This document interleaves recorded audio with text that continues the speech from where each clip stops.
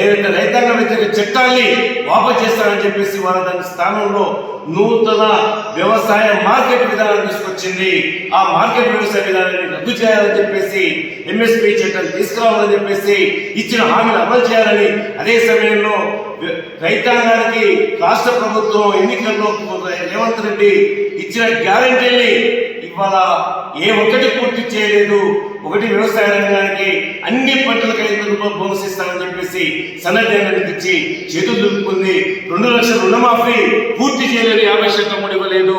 అట్లాగే రైతు భరోసా ఇవాళ 3-4 ఎకరాల వరకు ఇచ్చి దాన్ని పూర్తి చేయలేదు.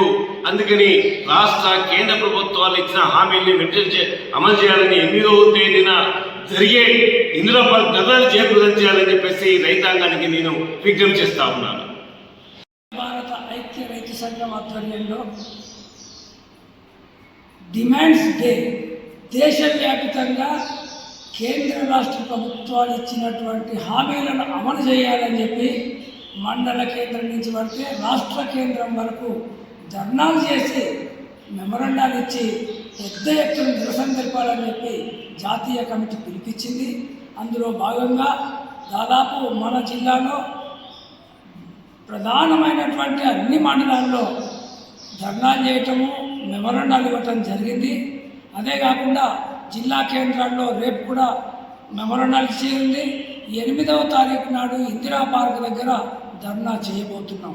అయితే గతంలో ప్రభుత్వాలు ఇచ్చినటువంటి హామీల్లో ప్రధానంగా 2006 అటవీ హక్కుల చట్టం ప్రకారం గిరిజనేతలు అందరికీ కూడా పట్టాలు ఇస్తామని చెప్పిండ్రు.